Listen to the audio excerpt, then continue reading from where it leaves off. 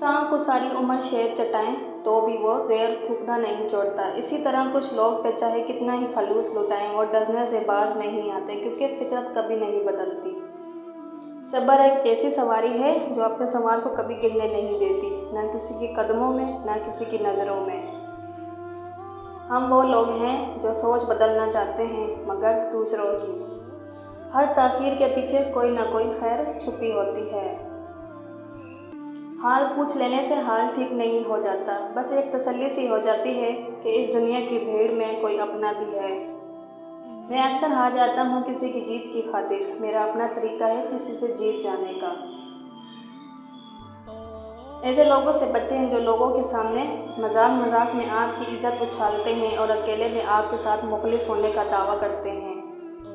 मुस्कुराहट रूह के दरवाजे खोल देती है, खामोशी गुस्से का बेहतरीन इलाज है, शर्म की कशिश हुस्न से ज़्यादा है, नामुकम्मल इल्म फसाद पैदा करता है।